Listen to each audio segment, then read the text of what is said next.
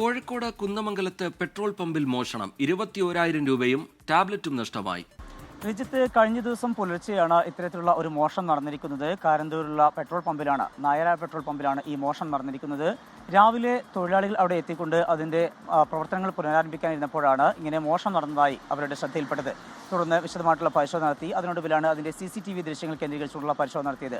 ആ വേളയിലാണ് ഈ ഇത്തരത്തിലുള്ള ഒരു ഈ മോഷ്ടാവ് വരുന്നതും അതുപോലെ തന്നെ അവിടെ അതിൻ്റെ ഓഫീസിൻ്റെ ഗ്ലാസിൻ്റെയോട് ചേർന്നിട്ടുള്ള അതിൻ്റെ ലോക്ക് തകർത്തുകൊണ്ട് അതിനകത്ത് കയറുന്നതും പിന്നീട് 21,000 രൂപയും ടാബും അവിടുന്ന് മോഷ്ടിച്ച് കടക്കുകയും ചെയ്തിട്ടുണ്ട്. ഒപ്പം തന്നെ തൊഴിലാളികൾ ഉപയോഗിക്കുന്ന 3 ഷൂസുകളും അവിടെ നിന്ന് ഈ മോഷ്ടാവ് കടത്തിയിട്ടുണ്ട്. അതിവിദഗ്ധമായാണ് മോഷണം നടത്തിയിരിക്കുന്നത്. അതിൻ്റെ ഗ്ലാസ് തകർക്കുകയോ മറ്റോ ചെയ്യാതെ അതിൻ്റെ പൂട്ട് തകർത്തുകൊണ്ട് മാത്രം അതിനകത്തേക്ക് കയറുന്നു. അതുപോലെ തന്നെ അതിൻ്റെ ഷെൽഫിനകത്താണ് ഈ പണം ഉണ്ടായിരുന്നത്. അതും ഇത്തരത്തിലുള്ള ഈ ആയുധം ഉപയോഗിച്ചുകൊണ്ട് അത് പൊളിക്കുന്നു. അങ്ങനെ അതിൽ നിന്നുള്ള പണവും എടുക്കുന്നു.